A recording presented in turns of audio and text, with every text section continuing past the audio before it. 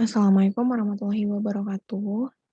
Saya Aryatula Putri, mahasiswa Ilmu Kesehatan Masyarakat 2018, peminatan Administrasi Kebijakan Kesehatan 2018.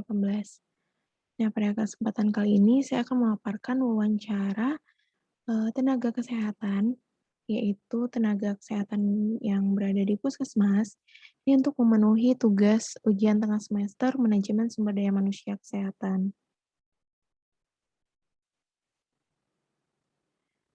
Nah, adapun narasumber saya kali ini yaitu Bu Badriah Khalidi, jabatannya sebagai Kepala Tata Usaha di Puskesmas Kampung Baru Padusunan Kota Pariaman. Pendidikan beliau S1 Kesehatan Masyarakat Universitas Andalas dan S2-nya Manajemen Kesehatan Stikes Malang.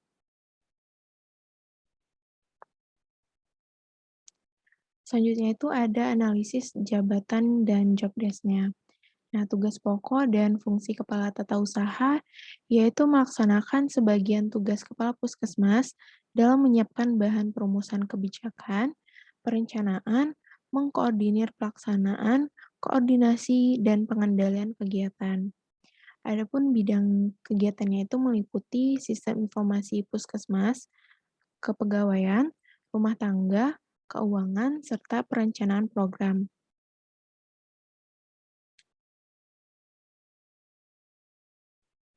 Nah, untuk uraian tugasnya sendiri, yaitu melaksanakan dan mengkoordinir penyusunan rencana, pelaksanaan, pengendalian, bimbingan teknis, monitoring dan evaluasi pelaksanaan program, dan kegiatan pelayanan kesehatan. Yang kedua itu ada menjabarkan perintah atasan melalui pengkajian permasalahan pelayanan kesehatan di puskesmas agar pelaksanaan tugas sesuai dengan ketentuan peraturan perundang-undangan yang berlaku. Yang ketiga itu membagi tugas kepada bawahan sesuai dengan bidang tugasnya. Yang keempat itu membuat laporan pelaksanaan tugas kepada pejabat yang berwenang. Yang kelima itu menyampaikan saran dan pertimbangan kepada atasan sebagai bahan masukan pengambilan kebijakan di bidang pelayanan kesehatan guna kelancaran pelaksanaan tugas. Nah, serta melaksanakan tugas kedinasan lain sesuai dengan perintah atasan.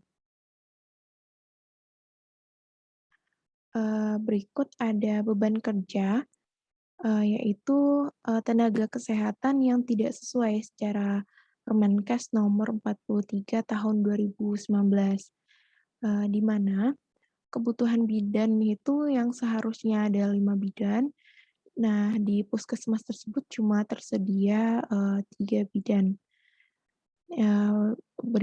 Ada juga perawat yang seharusnya 5, yang hanya ada 2. Gizi juga harusnya ada 2 petugas, yang ada hanya 1 petugas. Lab juga 2 petugas, yang ada hanya 1 petugas, serta rekap medik juga 1 petugas. Mmm, karena situasi pandemi, jadi tenaga kesehatan tersebut, sudah banyak dialihfungsikan ke pelayanan vaksinasi vaksinasi, screening vaksinator, dan untuk, kondisi tracking. Jadi, beban kerja itu tidak sesuai dengan petugas yang ada. Berdasarkan ANJAP atau analisis jabatan sendiri ini, sudah diusulkan untuk rekrutmen dan perlu proses yang panjang lagi. Nah, ini ada proses rekrutmen dan, seleksinya. Nah, sesuai dengan aturan, yang membuat rekrutmen ini tuh dari Badan, Kepegawaian dan Pengembangan SDM atau BKP SDM. Ini melewati yang namanya analisis jabatan atau ANJAP, dilihat dari kebutuhannya. Nah, jika kebutuhannya ada, baru diisi sesuai dengan di puskesmas. Nah, tahun lalu di puskesmas ini, tidak ada rekrutmen. Nah, untuk alur pegawai tetapnya sendiri ini melalui tes CPNS, dan alurnya juga itu dari Anjap dulu atau analisis jabatan, terus mengisi di Puskesmas, terus analisis oleh, BKPSDM, serta mengusulkan ke Balai Kota bagian kepegawaian. Nah, untuk pegawai kontrak itu melalui tes tertulis, nah di mana ini pakai dana yang tersedia, contohnya itu dana BOK atau APBD, diusulkan dulu dari Puskes. Nah, jika ada yang melamar kerja di Puskes tersebut, dibikin permohonan, terus diusulkan lagi ke dinas, terus diseleksi. Jika pendaftar ini lulus, diusulkan lagi oleh, dinas kesehatan ke BKPSDM.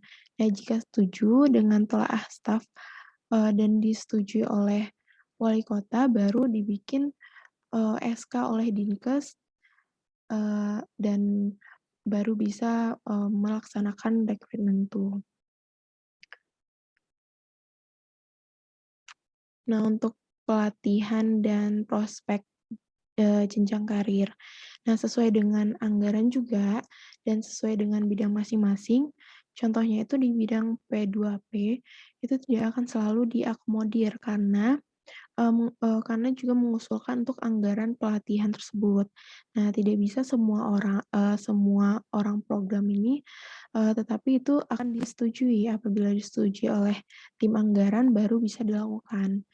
Nah, pelatihan-pelatihan itu idealnya harus ada, tetapi itu tidak, mengakomodir kebutuhan untuk pelatihan tersebut. Nah, dikarenakan keterbatasan anggaran tadi dan juga dipengaruhi oleh, egosentris program. Jadi kadang-kadang siapa yang cepat dan alot untuk memperjuangkan, itulah yang akan lolos dan peran dari program masing-masing. Nah, jenjang karirnya sendiri kalau untuk UPTD ini bersifat monoton, jadi susah untuk berkembang karena dia masih fungsional. Jadi program-program saja kecuali yang struktural. Kalau struktural di Puskes ini hanya kepala TU-nya saja, yang lain sudah fungsional termasuk kepala Puskes. Nah, hanya tugas tambahan artinya gitu. Nah, ini ada penambahan beban kerja selama Covid. Nah, kasus pandemi ini tidak terakomodir di dalam program Puskes.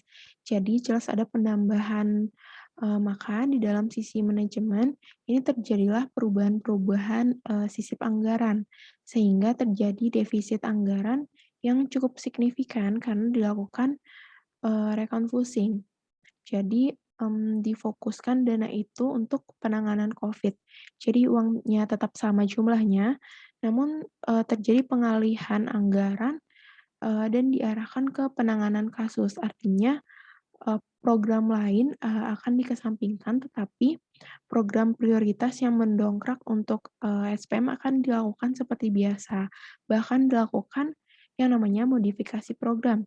Contohnya itu Posyandu yang bisa langsung, di-screening gitu. Nah, ini ada motivasi dan saran. Motivasinya itu kita sudah melangkah untuk, ke dunia kesehatan. Nah, oriented dunia kesehatan itu adalah sepanjang daur kehidupan. Artinya, jika Anda seorang mahasiswa tidak bisa hidup secara individual, problematik untuk dunia community itu cukup luar biasa. Perlu orang-orang yang tangguh, cerdas menganalisis, pandai membaca data, dan cepat melakukan terobosan kegiatan. Dan attitude yang luar biasa, insya Allah mahasiswa itu siap untuk terjun di lapangan. Nah, sarannya itu, dengan ilmu yang kita miliki, harus bisa menjadi landasan yang kuat untuk kita terjun di lapangan. Jika tidak memiliki proses yang kuat, kita juga tidak bisa terjun. Artinya, kombinasi ini akan lahir sebagai satu kesatuan yang utuh apabila individu memiliki hal-hal tersebut. Nah, berikut adalah dokumentasi ketika saya mewawancarai narasumber. Ini langsung di puskesmas. Sekian, terima kasih. Assalamualaikum warahmatullahi wabarakatuh.